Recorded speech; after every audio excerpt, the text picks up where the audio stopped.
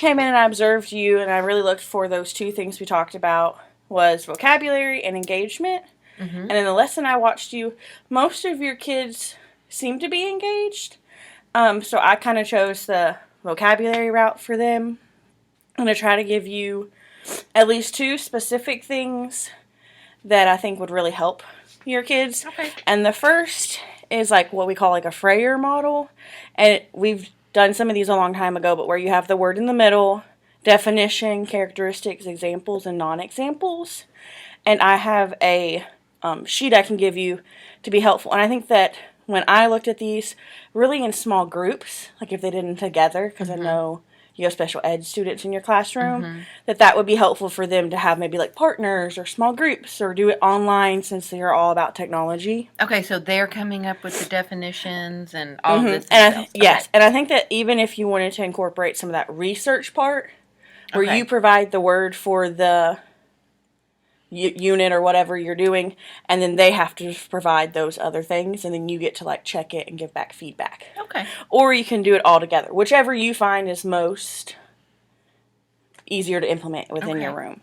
And then another one was just Marzano's 6 steps. It's where you give them the definition of the word.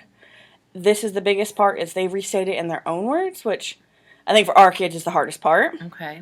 Just so they're not like reverbing the exact things we said. A lot of our kids will like to draw a picture. I think that'll be a good representation of what the word means.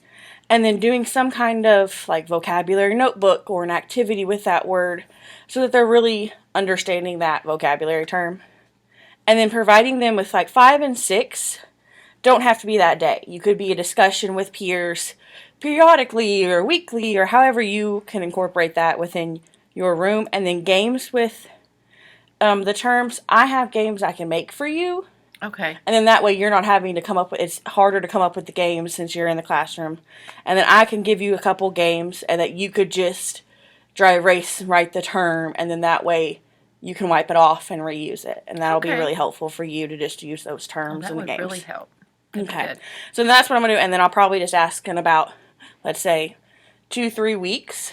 I'll see how these are kind of going for you and see where you are implementing them and things like that. Okay. Do you think it's kind of better to kind of alternate so they're not tired with one strategy, or what are you thinking? I think you could alternate. I think that if you find that one model works better, you could go with that. Okay. Because I think that they both are really good models. You may not be able to get through all 6 steps or be able to do one to fidelity, but I think if you could try one of them, be like, okay, our kids really like the 6 steps kind of method, or our kids like that, kind of choosing one or the other. Okay, that sounds good. I think would be best. So, all right. Thank you.